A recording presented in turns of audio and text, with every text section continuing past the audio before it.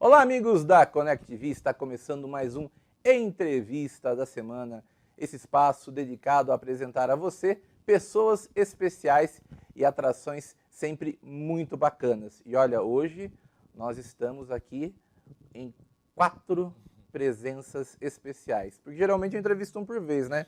Mas hoje eu vou entrevistar 4 pessoas. Pode mostrar aqui a câmera? Olha só, nossa, quem será essa trupe, né? Quem serão? Por que eles estão juntos? Muito bem. Nós vamos estar divulgando uma peça de teatro bacana chamada Sonho Americano, que ela vai estar em cartaz em breve. Eles vão falar certinho o teatro, horário, tudo bonitinho. Mas antes eu quero apresentar cada um deles. Eu estou aqui com a Camila Costa Mello. Olá, tudo bem? Eu estou com o Luiz Quecchia. Olá, boa tarde. Bom dia, boa noite, não sei qual horário que pode ser, depende do horário que você vai assistir. Estamos aqui com o Flávio Passos. Oiê. Tudo bem, Flávio? E também com o Gabriel Santana. E aí, gente, tudo bem? Muito bem, eles estão com a peça O Sonho Americano. Mas antes de falar do Sonho Americano, eu quero falar um pouquinho da realidade de cada um, conhecer cada um, primeiras damas. Camila, como é que você começou nessa estrada artística?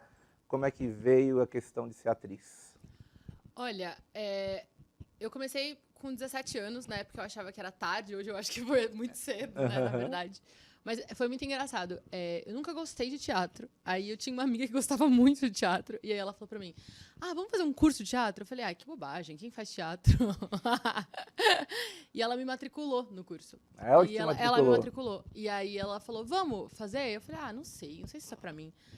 Ela fez uma semana de curso, nunca mais voltou, e eu fiquei lá até hoje, nunca mais consegui sair.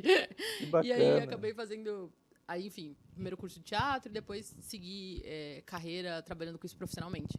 Mas é um ambiente muito apaixonante, né? Então é difícil você começa a fazer. Eu fiz outras faculdades, mas a gente acaba realmente envolvido pelo fazer artístico, e de lá pra cá eu fiquei. Maravilha. Você fez um pouquinho de teatro amador e profissionalmente faz quantos anos já? Profissionalmente, eu acho que faz 15 anos. Bastante tempo já. Bastante tempo. Que maravilha. Vamos falar com o Luiz um pouquinho. Ô Luiz, você é produtor, diretor, né? Você está nesse ramo.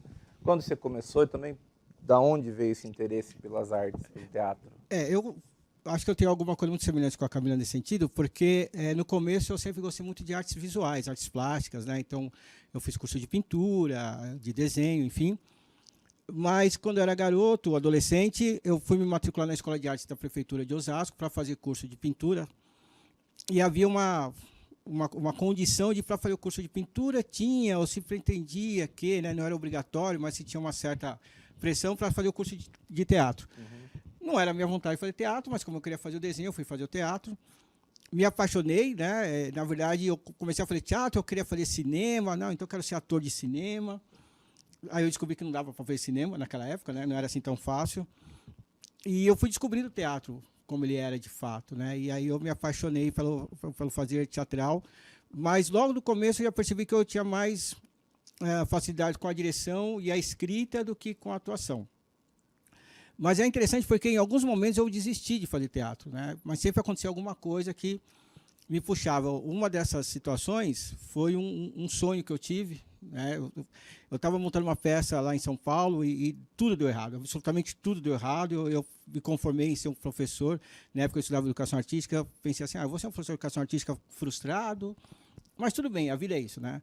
E eu tive um sonho muito interessante, que no sonho ele praticamente me empurrava e dizia assim, olha, você tem que continuar fazendo isso porque é o que te resta fazer, né?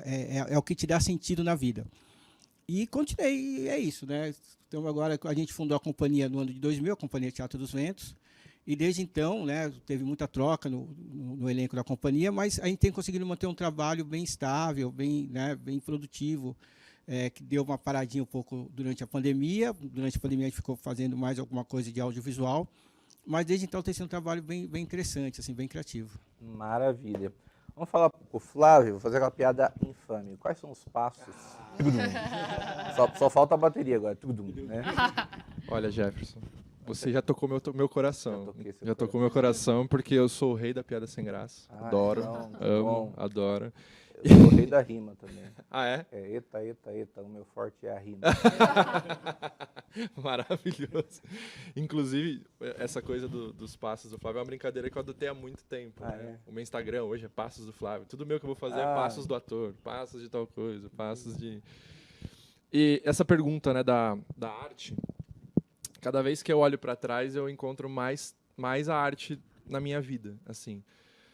De maneira objetiva, a primeira vez que eu me toquei que eu queria ser artista foi numa sessão de terapia. Eu estava no estacionamento da TV Tribuna, que era onde eu trabalhava na época, né, afiliado da Rede Globo em Santos. Estava fazendo terapia e eu falei para minha psicóloga em voz alta pela primeira vez na minha vida, eu quero ser ator. Eu nunca tinha manifestado ou me visto dessa forma, né? E aí eu olho para trás as minhas escolhas, o que eu fazia na minha vida e sempre essa urgência de pôr para fora necessidades e urgências internas, né? E aí vai a minha mãe junto, que minha mãe me incentivava, minha mãe comprava fantasia para mim, então tipo eu tinha fantasia do Hércules, eu tinha fantasia do Aladdin, eu queria fantasia do Batman, mas do Batman não tinha pro meu tamanho, eu tive que me conformar com a do Robin. Uma tristeza. Tinha do Robin. Pro meu tamanho não tinha. E aí cara, aquilo virou figurino nas brincadeiras que eu fazia em casa, assim, os meus amigos que iam em casa brincar tinham que entrar na minha onda comigo, eu apresentei peça na sala da minha casa. Na minha casa tem uma varandinha para a sala, tem uma cortina que fecha. Então era a cortina do meu teatrinho, né, ali de casa. Fora as brincadeiras de boneco, de carrinho, que eu viajava nas histórias. E aí primeiro eu botei na minha vida que eu queria me expressar através da bola, sendo jogador de futebol. Santos, né? Não, eu sou de São Paulo. Você é de São Paulo, achei que você morava em Santos. Não, você só trabalhou lá. O Santos foi a minha segunda tentativa de me expressar, que foi no jornalismo. Aí eu passei pelo esporte interativo, eu passei por Cuiabá, na TV Cuiabá, pelo amor de Deus, gente, não. TV Centro-América. TV Morena, depois TV Tribuna por último. Aí junto com a Globo, né? Trabalhando nas afiliadas da Globo. E aí, depois desse grito que veio, aí a arte. E quantos anos já você está como ator profissional? Olha, dessa maneira consciente, dessa maneira estudando, são 2 anos. Não é muito tempo comparado com os meus colegas aqui de sofá, mas são 2 anos bem intensos. E de jornalismo você ficou quanto tempo? 11 anos. 11 anos? Só com jornalismo, Que beleza, 11 anos. Muito bom. Ainda tem uma coisinha ou outra aqui de jornalismo, mas o caminho hoje é a arte. De certa maneira, são 2 maneiras de contar histórias, né? Sim, com certeza, exato. Exato. Gabriel, fala um pouquinho. Bom, o Gabriel já é mais conhecido assim do grande público, né? Fala um pouquinho do seu começo, Gabriel. Você começou como? Publicidade, cara, ninguém teatro? quis começar sendo ator, né? Que impressionante. A gente incentivando as pessoas. Atue. Eu não queria ser atriz. Eu queria fazer artes plásticas. Mas eu sou jornalista há 11 anos. Parece que foi o que sobrou, né? Parece que foi... E comigo também foi assim. Então, que ótimos exemplos vocês estão assistindo, hein, gente? Eu também não queria ser ator.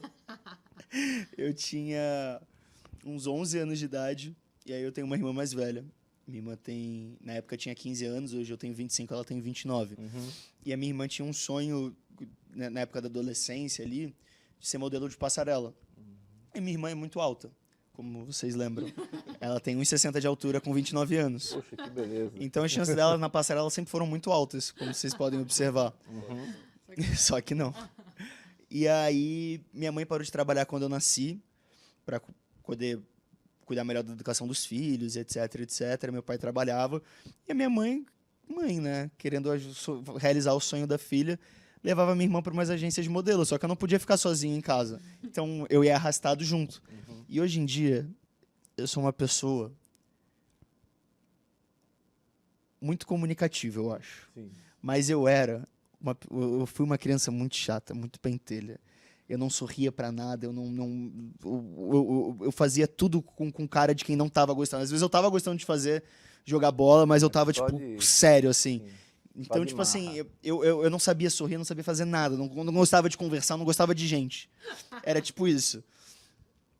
E aí minha mãe me levava para as agências, e as agências falavam, não, seu filho maravilhoso. Olha como ele é expressivo, comunicativo. Eu assim, ó. Faz um book pro seu filho também. Queria vender book, né? Que fazer o da minha irmã, queria fazer o meu também. A sua irmã que felizíssima. A minha irmã com você, felizíssima, né? e eu lá, marrento, o cara fechada. E aí minha mãe, não, vamos fazer pro Gabriel também. E aí eu fui aprendendo a fazer, assim, com 11 anos eu fui fazendo um book, no ano seguinte fui fazendo outro, fui fazendo teste para comercial, comecei mais na área da publicidade, e aí eu fui começando a gostar. Começando a sorrir uma vez na vida. Minha mãe, olha, esse menino sabe sorrir. E aí, dos 11 aos 13 anos, eu fui fazendo esses comerciais. Nesses 2 anos, a minha irmã viu que não era aquilo que ela queria, porque ela não tinha tamanho para ser modelo de passarela, então tinha que... Não ia alcançar o sonho, então ela acabou indo para a área da publicidade. Hoje em dia ela é publicitária formada. E eu comecei a gostar. Desses 11 aos 13 anos, eu gostava de fazer esses testes, gostava de fazer esses comerciais, mas também não sonhava em ser ator. Também venho de uma família de classe média baixa, então o dinheiro que eu fazia, óbvio que guardava um pouco na poupança para mim, mas eu ajudava muito em casa também. E aí, com 13 anos, surgiu a oportunidade da agência que eu estava de fazer teste para novela, que foi Chiquititas. Não pensava em prosseguir com a carreira, transformar isso em um ofício mesmo, mas surgiu essa oportunidade. Eu abracei com unhas e dentes, meus pais toparam, nunca foi uma forçação de barra dos meus pais, sempre foi uma decisão minha, com a maturidade da época que eu podia selecionar o que eu podia entender, eu entendi, topei fazer. E aí, no meio do processo de Chiquititas, eu me via pensando mesmo, é isso mesmo que você quer pro resto da sua vida? E eu, é isso que eu quero pro resto da minha vida. E aí foi quando eu iniciei os estudos no teatro, formação de bacharel, pós-graduação, foi onde eu conheci a Camis e surgiu o convite para fazer a peça. E não tenho desejo de fazer outra coisa que não seja algo relacionado às artes dramáticas. Você falou do negócio, só para complementar a brincadeira que você fez, que ele falou a respeito de, ninguém aqui queria ser ator, né? Ninguém aqui queria trabalhar com arte, tá todo mundo aqui. Mas me veio à cabeça a primeira semana que eu tive no Célia Helena, que foi onde eu estudei, onde eu me formei ator profissionalmente nos meus estudos. E aí uma das professoras que estava mediando esse encontro com os alunos, né, o primeiro encontro dos alunos, palestras, né, enfim, conversas, ela citou uma entrevista da Fernanda Montenegro, que ela deu, acho que foi para o Roda Viva, eu sempre esqueço, eu já contei isso várias vezes. Foi pro Roda Viva. E a Fernanda diz basicamente o seguinte, ela é perguntada, o que você diria para um ator que está começando? Aí a Fernanda diz, desista. Mas se você desistir e a comida perder o sabor, as flores perderem o cheiro, o pôr do sol perder a cor, então volta. Que lindo isso. Mas porque você tem vocação. E aí você não tem mais nada que você possa fazer. Então nós aqui todos tentamos ir para outros caminhos. A gente tentou ser alguém na vida. Claro, né? Porque não deu certo. Mas a arte trouxe a gente de volta. A sua companhia ela foi fundada em 2000, correto? Fala um pouquinho do seu trabalho. Quantas peças você já encenou? Quantos espetáculos você já colocou em cartaz? Para o pessoal conhecer um pouquinho da companhia. Bom, a Companhia Teatro dos Ventos ela surgiu com outro nome. Ela surgiu com o nome de Teatro Lazuli. E ela surgiu dentro do Cinearte, né? Eu era professor do Cinearte, professor de educação artística, e ia acontecer os festejos de 50 anos da escola, e alguns alunos decidiram montar uma peça de teatro, e eu fui colocado ali para montar essa peça, naquele período que eu contei, em que eu estava já desistindo de fazer teatro, né? E aí a gente montou a peça com os alunos, ficou muito legal, porque o pessoal pensava que seria uma peça... aquela coisa mais escolar, né, de montar uma pecinha e tal. Não, a gente pegou uma peça do Dias Gomes, desmontamos a peça, ela foi apresentada em vários ambientes diferentes, a peça ia andando. E os alunos me chamaram para uma reunião e falaram assim, a gente quer continuar fazendo teatro, quer fazer com você. E aí eu falei que não era assim, não, mas vamos. E a gente montou a companhia saiu do Cinearte, né, começou a ter uma vida própria, enfim. Mas eu comecei a fazer teatro em 1990, na Escola de Artes, né, do Antônio César Salvo, da Prefeitura, com o professor Inácio Gurgel. De lá para cá, eu nem sei dizer quantas peças foram, porque deve ter sido umas 15, né, 15 ou 16 peças. Monta quantos espetáculos, na média? Olha, a gente tem ano que a gente monta 2 espetáculos, tem ano que a gente monta um só, mas dá aí uma média de 16 espetáculos, né? A gente teve alguns momentos muito marcantes. Por exemplo, entre 2009 e 2010, a gente se aproximou do movimento de teatro de rua brasileiro, nos tornamos um grupo de teatro de rua por muito tempo, ficamos 10 anos fazendo, 10, 11 anos fazendo teatro de rua. Foi o período que a gente mais viajou como grupo, né? Justamente porque o movimento de teatro de rua no Brasil, ele é muito organizado, então a gente viajava muito, conhecendo a sede dos outros grupos, nos apresentando. E a gente retornou agora para o Teatro de Caixa com esse espetáculo, né, O Sonho Americano. E a companhia ela tem algo que eu acho que é interessante, porque as pessoas não lembram disso, né, mas Osasco tem uma história teatral que é fascinante, né? Uma dessas figuras é o Rubem Pignatari, que está no elenco com a gente, né? O Rubem já com 80 anos de idade, 56 de profissão, e voando em cena, né? Voando em cena. Osasco tem uma história muito interessante de teatro, né? Assim, desde os anos 60 até hoje teve grupos e atores e atrizes e dramaturgos importantes no cenário nacional. E de alguma forma a companhia ela se sente muito herdeira dessa história, né? Então a gente sempre afirmou muito que nós somos um grupo de teatro de Osasco em primeiro lugar, da região oeste em segundo, né? Então a gente dialoga muito com as cidades aqui do entorno, com Barueri, com Jandira, com Carapicuíba, enfim. A gente até brinca, às vezes eu fiz faculdade, enfim, né? Estudei teatro na faculdade, e às vezes eu ia nos encontros acadêmicos e eu citava o Rubens, citava o Toninho, os caras, mas quem que é esse cara que você está citando? Não, o cara que faz teatro na minha cidade. Pô, mas, não, a minha referência é essa, né? Minha referência prática são esses. Então, eu acho que a companhia ela tem um pouco disso, de tentar o máximo possível carregar a história, carregar os sentidos do teatro da cidade. Não é à toa que essa peça ela se constrói, né, o texto dela se constrói a partir de relatos tanto de fazedores teatrais quanto de agentes políticos, já que a peça fala da época da ditadura, né, que eu entrevistei. Eu fiz alguns artigos sobre a história do teatro de Osasco, principalmente do teatro político, entrevistando não só pessoas do teatro, mas militantes da época, dos anos 60 e 70, né. Então, é uma forma que a gente tem de tentar dar uma continuidade, né, à nossa história teatral, à nossa história local. A companhia tem essa preocupação desde sempre. Maravilha. Ô Camila, você está na companhia desde 2013. 2013, 2013, né? Como é que é para um ator integrar uma companhia? Você tem, entre aspas, muitas aspas, uma maior segurança de saber que vai ter trabalho sempre ou não? Pauleira, tem que correr atrás de tudo, troca a lâmpada lá que queimou. Como é que é isso aí? Olha, eu acho que tá numa companhia tem muitas coisas legais, assim. A primeira é que você sempre tem parceiros para debater o que você tá achando sobre o mundo. Então, de certa forma, é uma coisa que não te deixa muito solitária ter uma companhia, porque você tem sempre pessoas que estão ali pensando um pouco como você, enfim, então, querendo um pouco as mesmas coisas que você. Então, eu acho que isso eu sempre, desde que eu comecei a fazer teatro, eu sempre integrei grupos de teatro, porque eu nunca soube fazer teatro sozinha, no sentido sozinha sem parceiros que estão buscando uma coisa comum, assim. Então, tem uma coisa de uma segurança, mas não sei a quanto ela é a nível financeiro ou de estabilidade, assim, de trabalho, mas tem uma coisa de projetos comuns, assim, né? Pessoas que estão pensando um pouco sobre a vida, assim, que está o mesmo caminho. Então, acho que isso é interessante. A questão de trabalho, a gente sempre pensa em projetos. Então, por exemplo, o Sonho Americano vem de um debate que o Luiz tá propondo há um tempo, que vem um pouco do mestrado, do doutorado dele. Então, é uma coisa da qual a gente já está trabalhando há um tempo. Então, uma hora isso fica mais palpável e ele vira um projeto que a gente realmente vai pensar em como trabalhar ele em várias esferas, né?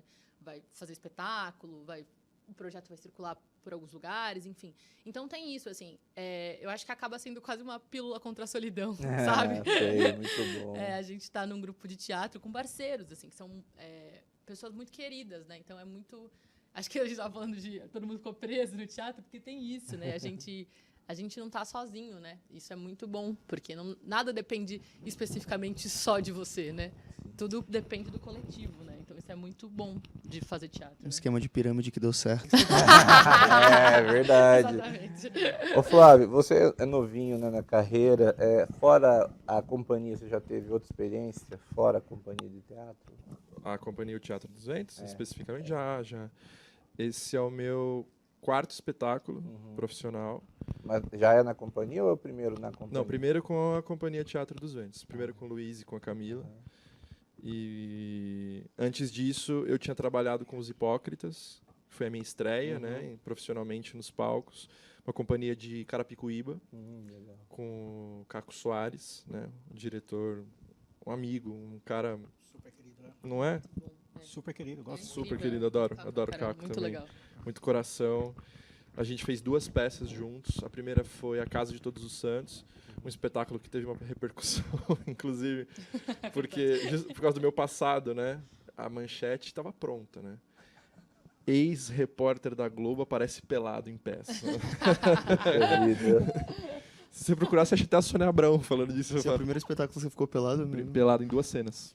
E tinha uma foto dele na Sônia Abrão, assim. Sim. A Sônia Abrão... Era Sim. censurado? Não, amigo, é uma posição que não aparece nada. Ufa. Então, é um ângulo... Caco dirigiu, inclusive, isso sim, também, sim, né? sim. Pra Pra não dar problema. não ficar uma coisa barata, assim, só a nudez pela nudez, né? Mas isso me rendeu uma participação na Sônia Abrão. Dei entrevista pra Sônia. Foi uma loucura, assim. Você der o Google Repórter Globo nu, vai aparecer minha você. foto. Por acaso Sou eu. será você. Serei eu. Se eu tivesse me contado isso antes, eu tinha tirado sua roupa nessa tela. Mas a primeira peça foi A Casa de Todos os Santos, que deu essa repercussão. Depois a gente fez 666.9, quase 7. Sem nudez, essa. Essa cena dele. Aí eu fiz uma parceria também com Os Profanos, onde a gente fez Era Uma Vez no Carandiru. É. E aí agora estamos fazendo o sonho, estamos vivendo Sonho o americano. sonho americano. Então tive algumas outras participações, além de algumas montagens no Célia, né, que foram montagens ali estudantis, né, de pesquisa, de estudo, que foi onde eu conheci a Camila e depois... Pô, te Pude- dirigi ontem. Não, então. Mas eu conheci a Camila por causa de outros... Eu de tô outras- vendo que a Camila é tipo fio condutor, né? Eu conheci a Camila, Relações públicas da companhia. Olheira. Muito bem. Ela é uma agitadora cultural, já tô vendo tudo. Ô, Gabriel, você já trabalhou em TV em grandes estruturas, fez Pantanal, que você teve que ir lá bem longe para gravar um pouquinho, né? Mas eu vejo assim que o ator ele tem quase uma necessidade assim que vem do âmago, do fundo da alma, de estar no tablado, estar na peça, estar no palco. Por que o teatro é algo assim tão fundamental para o desenvolvimento do ator? Cara, complexa essa pergunta, mas vamos tentar responder. Eu tenho a impressão, para não dizer a certeza, de que é impossível desassociar o teatro ao tempo que a gente vive. O teatro nem a arte do tempo que a gente vive. E aí quando a gente pensa em uma emissora, um filme, um produto cultural que está inserido dentro do capitalismo, a gente tem que entender a lógica do capitalismo, que é o lucro. Se é o lucro, tem que ser o máximo de pessoas possíveis para assistir. E quanto mais generalista for um produto, mais pessoas você alcança. Quanto mais específico, mais intrínseco você consegue atingir o público, só que vem para menos pessoas. Então, TV, a maioria desses cinemas mais comerciais, óbvio que a gente tem cinema de guerrilha, a gente tem cinema que é dito como cult, mas, em geral, os produtos que eu fui inserido desde o começo da minha carreira são esses produtos comerciais que é para atingir o máximo de pessoas possível, que tem o seu valor, tem a sua mudança social, tem a sua mudança cultural. Eu já ouvi o relato de um cara que veio para o Brasil, uma pessoa de África que veio para o Brasil, que falou, cara, eu vim para o Brasil porque eu vi uma novela brasileira e vi, cara, se existe isso numa novela, provavelmente é um país que vai ser muito mais fácil de se viver do que o país do que eu vivo, porque se essa pessoa tem essa liberdade, se essa personagem tem essa liberdade de falar isso na novela, de viver dessa forma, é porque o brasileiro médio também consegue viver dessa forma. E a realidade do país dele era muito diferente, socialmente dizendo. Então, eu sei que tem um impacto, tem a sua importância social, mas eu acho que quando a gente fala da substância do ofício do ator teatral, do ofício que é ser feito o teatro, a gente vem do debate mais latente da sociedade possível, onde dói na ferida ou onde impacta de fato na ferida, e a gente não tem tanto a gente tem menos. Óbvio que é importante ter o apego, porque a gente quer sobreviver, a gente não quer viver de... Ninguém vive de arte, nossa, eu estou vivendo de arte. A gente precisa sobreviver, sim, mas eu sinto que no teatro a gente é menos amarrado a essa lógica capitalista do lucro a qualquer preço e precisa lucrar o máximo que a gente pode. Então a gente consegue tocar com mais delicadeza, com mais tempo, e mais tempo de ensaio essas questões, e a gente consegue se aprofundar muito melhor. E aí, quanto mais você se aprofunda, mais você também treina como ator, né? É muito diferente você só ter um ensaio e gravar 12 cenas num dia do que um processo de 5, 6 meses que a gente teve para fazer um texto de 1h50. Então, quanto a gente consegue se aprofundar e melhorar como ator artisticamente também é muito maior. Óbvio que tem outros aspectos que eu poderia abordar do porquê que é muito importante fazer teatro, mas eu acho que, principalmente no momento político que a gente vive, eu acho importante ressaltar essa esfera, essa ótica do capitalismo. Você falou, só complementando um pensamento que me veio, você falou a respeito dessa coisa de alimentar, né? A gente precisa alimentar o estômago, a gente precisa alimentar o corpo, mas a arte, e principalmente o teatro, pelo jeito que o processo é feito, ele alimenta a nossa alma também, né? A gente precisa alimentar todos os corpos, né? Corpo mental, corpo espiritual, corpo físico. Eu assumo que eu estou um pouco cansado de alimentação espiritual. A gente quer ganhar dinheiro sendo artista, a gente merece ser valorizado. Muito bem, vamos falar agora então do sonho americano, esse espetáculo. Luiz, onde está em cartaz o sonho americano? Tell us, please. Nós vamos fazer agora esse próximo final de semana, dia 9 e 10, na Escola de Artes, no Teatro Nivaldo Santana, que é um teatro que fica dentro da Escola de Artes César Antônio Salve, que fica ali na rua Tenente Avilar Pires de Azevedo, 360. É aquele prédio todo envidraçado que fica atrás da Biblioteca Central. Tá. No dia 9, a apresentação é às 8 horas da noite e no dia 10, às 7 horas da noite. Beleza. Com o estacionamento no local, as pessoas dizem que é importante falar isso, né? É importante, é importante. E... Perto do metrô também, para quem quiser ir do metrô. Da estação de trem. Estação de trem. Isso. Muito bem. E vocês não estão em cartaz numa temporada fixa no teatro, vocês vão andando de teatro em teatro. Nós acabamos de concluir uma temporada no Teatro Leni Guariba, lá na Praça Roosevelt. Tá. Né? Essas 2 apresentações em Osasco para a gente apresentar na nossa cidade. Sim, né? claro. Foi onde a gente conseguiu, foram as datas que a gente conseguiu. E onde a gente ensaiou. E onde a gente ensaiou, quase todo o processo. E o ano que vem a gente retoma a temporada no Leni Guariba. E estamos entrando em outros teatros. A ideia é a gente ficar com essa peça em cartaz ao longo de 2025, quase todo ano todo. Legal, e vocês pretendem viajar com esse espetáculo? Isso, também. A gente está já organizando algumas viagens para o interior, né? Atenção, secretários de cultura da cidade, do estado de São Paulo, entre em contato aqui com o Luiz Quecchia e chamem esse espetáculo para a sua cidade. E você também, de outros estados, outros lugares, pode chamar também que eles vão, tá bom? Pastor Gabriel, Bispo Santana. Agora, deixa eu perguntar, vou até para você e para a Camila.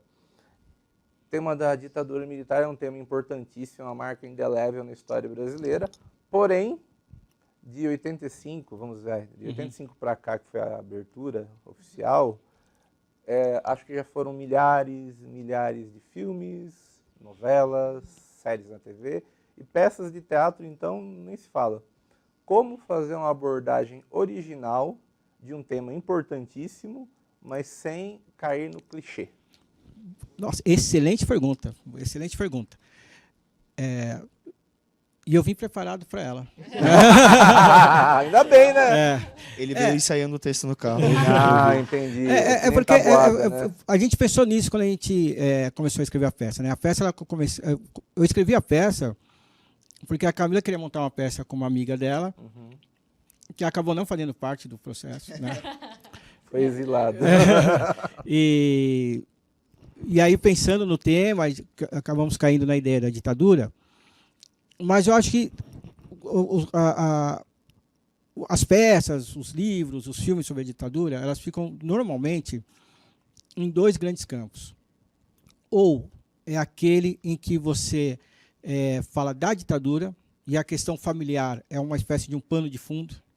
E aí vou pegar exemplo de 2 filmes porque é mais fácil as pessoas buscarem. que é o Pra Frente Brasil. Pra Frente Brasil é um filme clássico dos anos 80, que mostra ali o que foi a ditadura militar a partir de uma confusão que acontece ali entre dois irmãos, né? E aí o irmão e a cunhada tentando encontrar o outro irmão dele que foi preso pela ditadura. Uhum. Mas a questão familiar ela é um pano de fundo que está expondo ali a ditadura. Ou você tem aqueles filmes em que a questão da ditadura é o pano de fundo, mas o que você está tratando são das relações familiares, como aquele filme muito lindo, O Ano que Meus Pais Saíram de Férias, né? Que está mostrando ali como é que é a relação das crianças, enfim. E a questão dos pais do menino serem da luta armada, ela fica meio como alguma coisa, um pano de fundo ali bem distante. Nesse texto, a gente trabalha como que a ditadura impacta a família. Então, as duas situações estão bem presentes em cena. Né?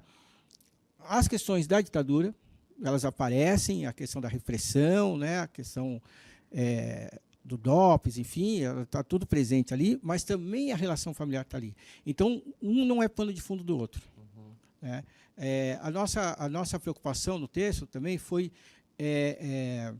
o Gabriel falou isso, a primeira vez que ele falou, eu fiquei pensando, falei, não é isso, mas depois eu falei, não, o Gabriel está certíssimo, que é humanizar a história, porque a tendência é você ficar trabalhando com aquele registro do vilão, né? Quem que é o vilão da história, quem que é o bonzinho, né? E também tem isso que eu acho que é algo de novo, não vou dizer que é a primeira vez que tem essa abordagem, mas é uma abordagem menos frequente, que é de tentar mostrar que todo mundo pode estar certo e todo mundo pode estar errado. Não estou dizendo que o papel do torturador é certo, não é isso, mas é tentar entender quais são as motivações que levam alguém a ser um torturador. Eu acredito, assim, eu sou historiador de formação, pesquisei a questão do autoritarismo no meu doutorado, enfim, e eu acredito que a forma mais potente de conseguir evitar o autoritarismo, né, de evitar essas expressões da extrema-direita, enfim, é conseguir entender como que funciona a mentalidade das pessoas que acabam aderindo a esse campo. Né? Acho que não adianta só demonizar as pessoas. Nesse período que a gente está vivendo, né, no Brasil, em que a gente acaba colocando rótulos muito simplistas nas pessoas, né? Esse é gado, esse é petralha. E eu acredito que a gente precisa ir para além dos rótulos. Né? Eu acho que os rótulos não estão nos ajudando. Então, não existe uma suavização, a gente não adocica a situação da tortura, um torturador é um torturador, mas algo leva um ser humano a se tornar um torturador de um outro ser humano. E se a gente não conseguir entender esse algo, a gente vai ficar só correndo atrás do problema depois que ele acontece. Né? Como que a gente entende a situação que leva alguém para isso? Então, a peça ela gira muito em torno disso. Né? O que leva uma pessoa a assumir uma postura tão agressiva e tão radical, né, de acordo com as situações que estão colocadas. Como é que a maioria das pessoas não entra naquela situação, não fazem aquela escolha, mas existem pessoas que fazem aquela escolha. Eu acho que essa é uma abordagem diferenciada que a peça tem. Eu só para complementar, é porque tudo que não é humano é distante, né? O ser humano distancia tudo que não é humano. Tanto os animais, natureza, o planeta. E aí, quando a gente olha para um cara que fez coisas absurdas como Hitler, por exemplo, ele é tão desumanizado que parece que ficou no passado e nunca mais vai acontecer. Mas, cara, vocês realmente acreditam que... tem vídeo de julgamento, tem documentário disso, dos soldados, de fato, falando com muita veemência, mas eu era obrigado a fazer isso, mesmo que eu discordasse. Eu era obrigado a fazer isso. Eram pessoas com famílias, eram pessoas com relações, pessoas com a sua ética, com a sua moralidade, sem julgar se era correto ou errado. Mas eram seres humanos que estavam dentro de uma máquina que fazia coisas horríveis e dizimou parte da Europa e uma etnia e uma expressão religiosa muito grande. E aí, se a gente chega hoje no Brasil e fala, não, ditadura acabou, ditadura é passado, ditadura não tem como acontecer de novo, se a gente não humaniza aquelas pessoas naquela época que foram capazes de fazer o que elas fizeram, a gente não consegue entender que hoje o nosso vizinho ou a gente mesmo é capaz de fazer a mesma coisa ou pior. Então, se a gente não humaniza, se a gente não consegue humanizar todas as personagens, em todos os aspectos, e não estou falando passar, concordo com o que a Kéia falou, não é passar pano na cabeça, não é justificar e falar, coitado, que vítima da sua situação, não. Mas se a gente não consegue humanizar, se a gente não consegue entender as motivações das pessoas, o passado vai voltar a se repetir. As pessoas falam muito da ditadura como se fosse algo que já passou, mas a gente ainda sente muitos impactos da ditadura. São 40, de 85 para 25, vamos colocar aí, são 30 anos. 40 anos, obrigado, amigo. Eu sou de humanas. Você viu que não 85 eu fiz, a conta de 95, perdão, gente. São 40 anos.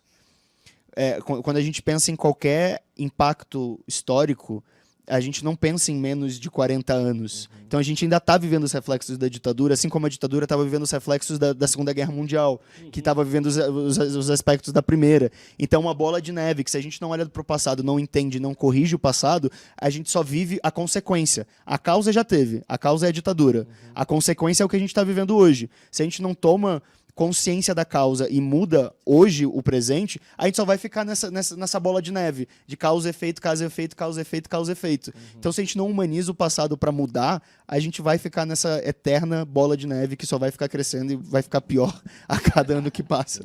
Eu senti uma vontade só de dar uma contribuição também nessa questão, que é o seguinte. O Luiz falou a respeito da figura do torturador, né, dos policiais. Inclusive, o meu personagem é um dos agentes da repressão, né? E você olhar para esse cara, é muito fácil você formar uma opinião dele, né?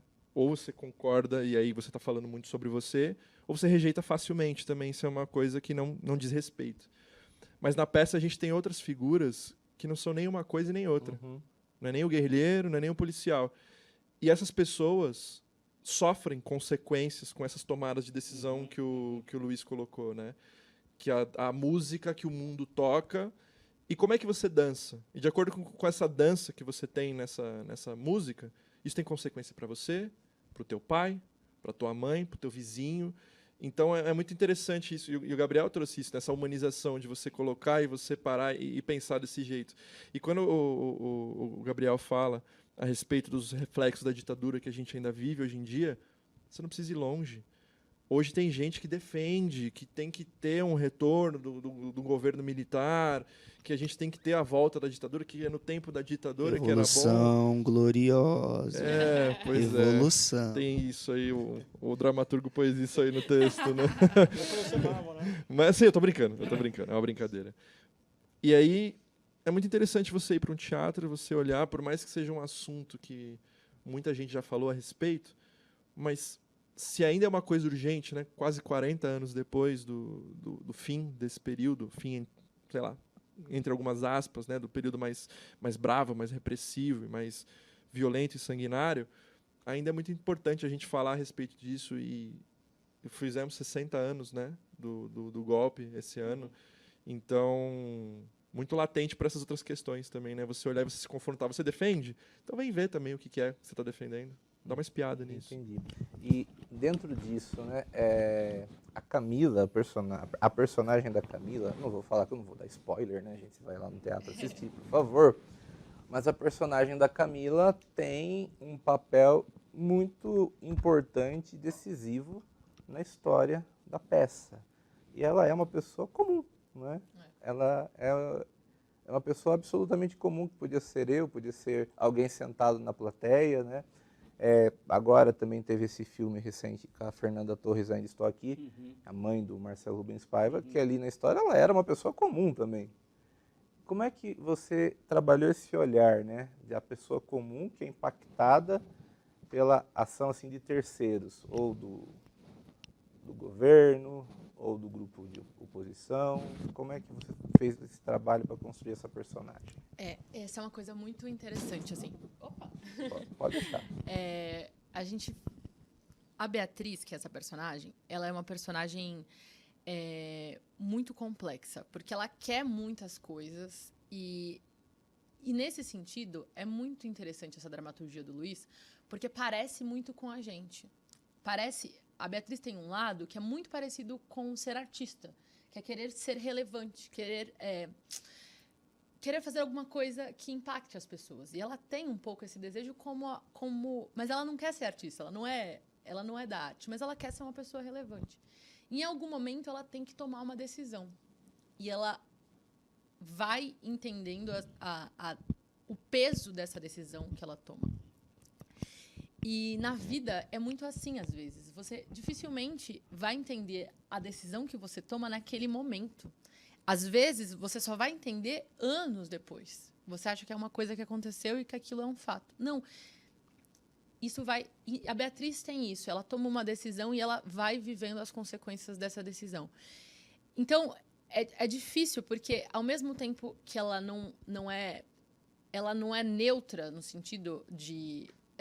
Ela é levada pelo que está acontecendo. E ela tem que agir nas águas, nadar nas águas que estão colocadas, sabe? Uhum. Então, foi um papel muito difícil. Porque tem gente que chega no teatro e fala, a Beatriz é uma coitada.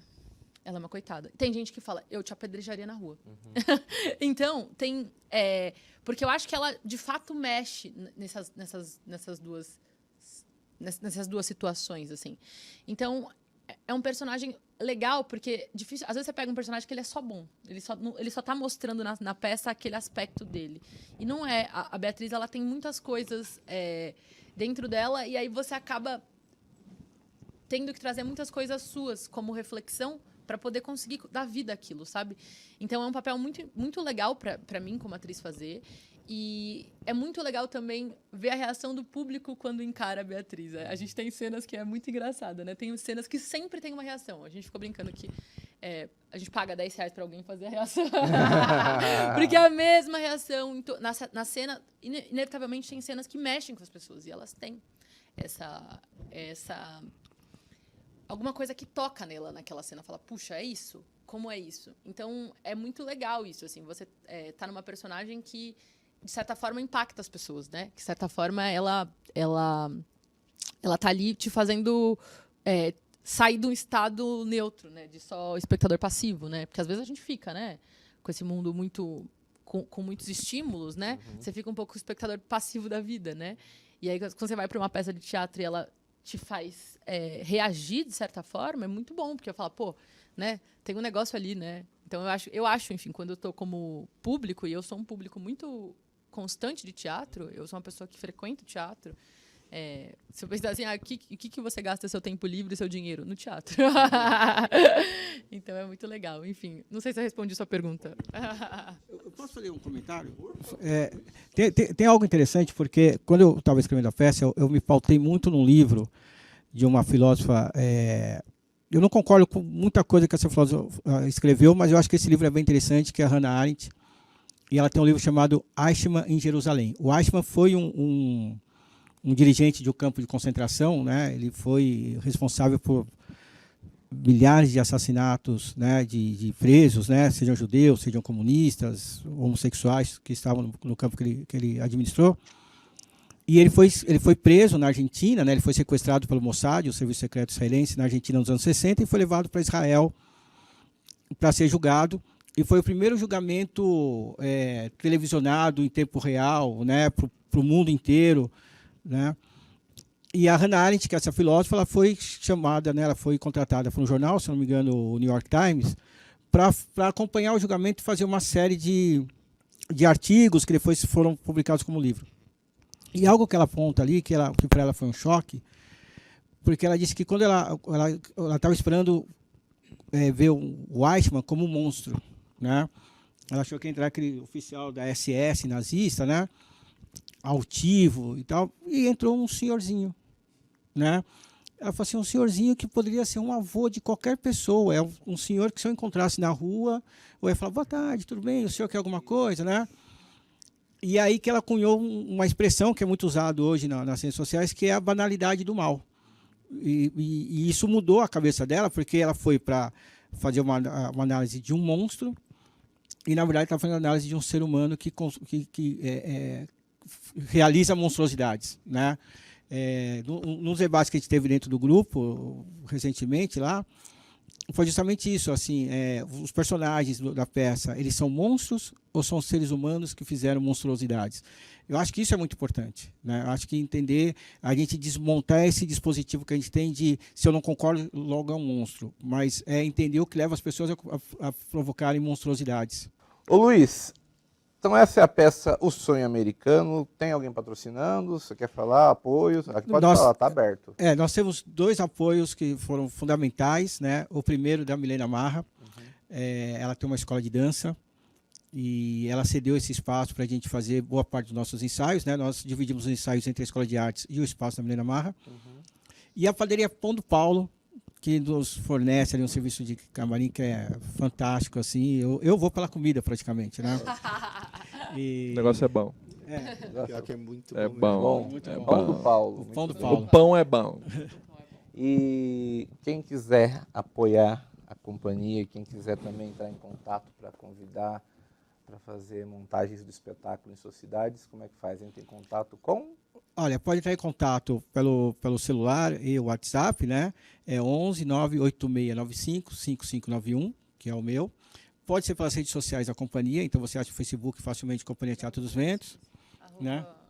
Deixa eu falar o endereço. O endereço do Instagram da companhia, que é @Cia Teatro dos Ventos, _SP. Maravilha. Ou pelo Facebook, né? Ou pelo WhatsApp. A chave do Pix, que é o meu Então, só para confirmar, nesse final de semana... Nesse final de semana, dia 9 e 10, na Escola de Artes, né? No Teatro Nivaldo Santana da Escola de Artes. No dia 9, no sábado, às 8 horas da noite, e no domingo, às 19 horas. Só queria fazer só mais uma observação, que a peça está linda, eu realmente, assim, sou suspeito para falar, evidentemente, mas a peça está linda, a equipe, o elenco no palco é maravilhoso, mas tem algo que eu acho que deve se destacar na peça, que é a presença do Rubem Pignatari, que eu acho que é um dos grandes atores do nosso país, da nossa região, e ver o Rubem Sena aos 80 anos é algo de absolutamente inspirador, né? Temos também a Cristina Bordim na peça. A Cris também, que é uma super atriz. Ela é muito legal. Assim, dividir o palco com esses colegas é muito, muito legal. A Cris é incrível. Assim como o Rubem, o Flávio e o Gabriel, que são maravilhosos. Ele já está ficando carente. Maravilhoso. Eu posso só complementar a informação Pode. Que os ingressos podem ser adquiridos via Simpla. Pelo Muito Simpla, bom. se você procurar O Sonho Americano, você consegue encontrar os ingressos. E na bilheteria do teatro, 1 hora antes do espetáculo. Tem link, né, no perfil da companhia. Isso. E tem um link de Na compra. bio, link na bio. Link na bio. Link na bio, muito bem. Camila, Luiz, Flávio, Gabriel, muito obrigado por vocês terem vindo aqui. E viva o teatro brasileiro. Viva. Obrigado. Muito bem, meu amigo, minha amiga. Está terminando mais uma entrevista da semana. Semana que vem nós retornamos. Continue conectado conosco.